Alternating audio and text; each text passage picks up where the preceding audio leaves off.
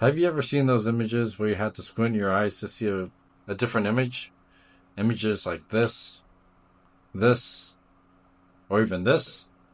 And have you wondered how they were made? If you have, then you've come to the right place, because I'm going to show you step by step how to make those images. So the first thing you're going to want to do is go to Illusion Diffusion AI by Hugging Face.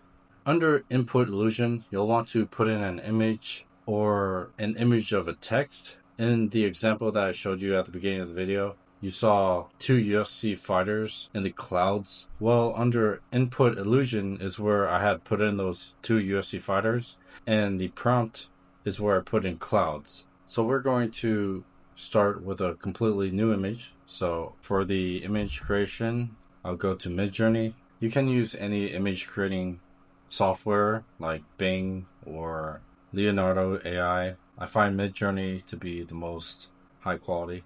So once you're signed in, type in any image that you'd want to reference. For example, let's type in a cat.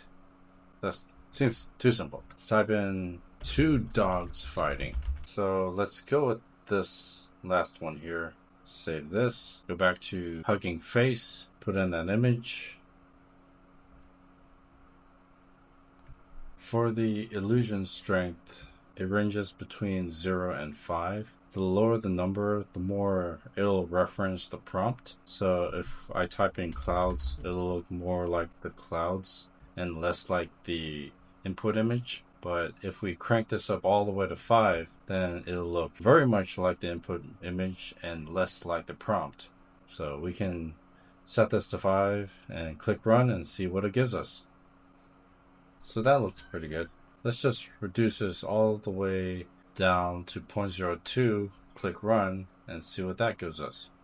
Okay, so now it looks entirely of clouds and nothing like the dogs. Let's crank up the illusion strength back to, and let's go 4.45. No, let's go to 5. And here's what we get. This looks really, really good. So we can download this and share it on social media. Let's do another one. So we'll go back to Midjourney and let's do two Pokemon fighting. And let's go with this first one here. Download this, save image, go back to Illusion Diffusion, put in the image. And for the prompt, let's go with thunder and lightning. Set the illusion strength to 5, so we should clearly see this image here. Click run and see what we get. Okay, so I mean, you can clearly see two Pikachus here, and the main prompt here is lightning, so we can clearly see that. But it looks a little bit too much like the two Pikachus, so let's lower this down a little bit, and let's go 3. Around 3, yeah. Click run. This is perfect. This is exactly what we want to get from Illusion Diffusion. Thunder and lightning, clearly. And if you squint your eyes, you can see the two Pikachus fighting each other. Now let's try using Illusion Diffusion with text. With text, we have a couple of options. We could open up a text editor and just type in the words and then take a screenshot of this. For example, I'll type in Thunderbirds and take a screenshot here and then use that as the input image.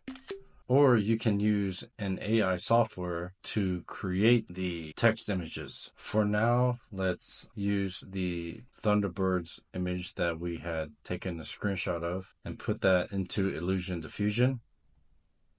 Set the illusion strength to 2.45. Let's set the prompt to Thunderbirds and see what we get. Okay, so not quite what I was expecting. Kind of looks funky. These kind of look like airplanes. I imagine these are the actual Thunderbirds used in the military mixed with actual birds, and it only focused on the middle part of the text. So let's try this again, but this time let's try to capture more of a square shape as opposed to a rectangular shape. So let's open up Canva. I like to use Canva because it's very convenient to use. You can design pretty much anything with it. Click create a design, custom size 1200 by 1500. Okay, so this looks pretty good. For text, let's just put in Thunderbirds again. And then we'll share and download this as a JPEG. I find that JPEG uses less space than PNG files. So let's click download and use this. For illusion strength, we'll go 1.45 and change the prompt to thunder and birds. Okay, so this looks much better. Looks like two birds combined, and there's thunder in the background, so that's pretty cool. Let's increase this a little bit so that we see more of the Thunderbirds text.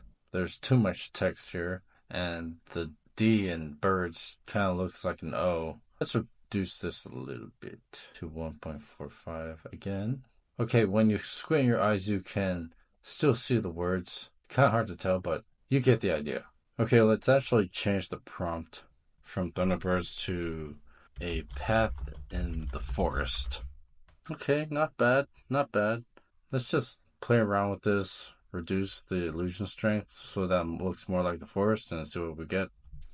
You can play around with the advanced options, but I usually just leave these alone. Definitely cannot see the text here. Increase it by a smidgen to about 1. A little bit better. Bump it up to 1.5. A bit too obvious. Let's just play around with this a little bit more to 1.3. And there you have it. Okay, this is awesome. This is perfect.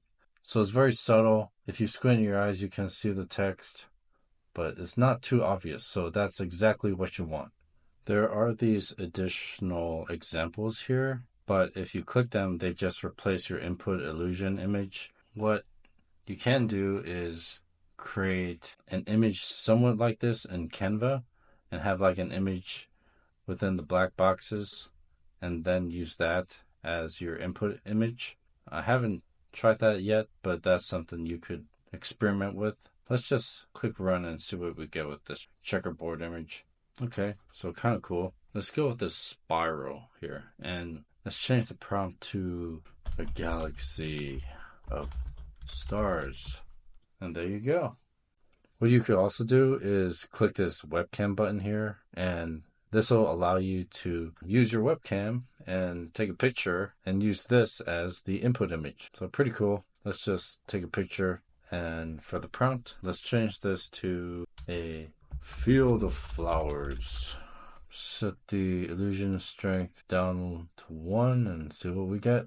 Okay, so not bad. Not bad at all.